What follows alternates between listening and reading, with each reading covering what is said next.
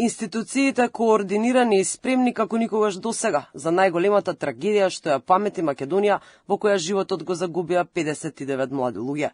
Соработката резултираше со притвори на службени лица и други луѓе, кои се поврзани со дивото работење на дискотеката. Експертите забележуваат дека координираната соработка на МВР и обвинителство веќе покажува резултати. За жал, требаше да се случи ваква невидена трагедија за институциите да се самоорганизираат и да одговорат на нивото на задачата, коментира поранешниот функционер. Според него, од осамостојувањето на Македонија, ова се случува за прв пат, иако последниве години се случија повеќе трагедии. Велам за прв пат вакво нешто се случува, а рачунајте дека имавме многу случувања наназад во историјата на независна Македонија кои бараа ваква координација.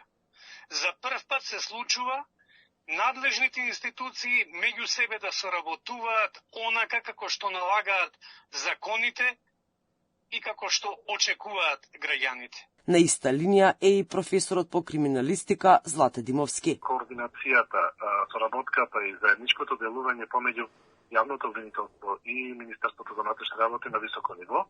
Имено се ова што досега го имаме, ни го доставија како информации или евентуално ние го добиваме од други страни, од наши колеги и така натаму, се работи за една координирана активност која што зборува за тоа дека се сака да се постигне успех, крајно да се утврди кој е виновникот. Одговорноста на луѓето што придонеле да се случи трагедијата допрва ќе се утврдува во судска постапка, но засега според брзата реакција на МВР и обвинителството, очигледно е дека ќе бидат и обезбедени докази.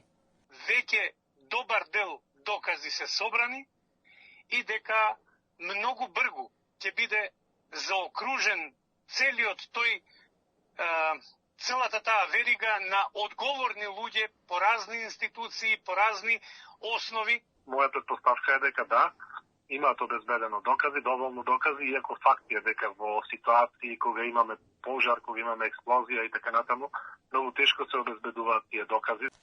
Истрагата нема да застане на 26 минута осомничени, туку ќе се проширува и според најавите на МВР ќе опфати и други луѓе. Покрај големиот број на притворени, разрешени се и 7 службеници и началници во МВР.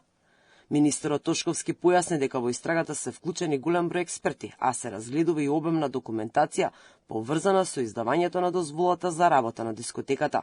Осомничените службени лица подготвиле, подпишале и одобриле позитивна согласност, со што му овозможиле на правното лице да добие лиценца за угостителска дејност, иако објектот не ги исполнувал техничките и безбедносните стандарди. Од фалсификат лиценца за кабаре во субстандардни услови, ниски тавани, пиротехника, една врата за влез и излез, никакви противпожарни апарати, допуштање на малолетници да се журкаат со часови после полноќ. Неработењето на обвинителствата широм земјата придонесе шерифско однесување на многу газди во помалите градови и во Скопје. Притисокот на јавност и гневот кај граѓаните го размрдаа државниот обвинител Љупчо Коцевски да почне да си ја врши работата.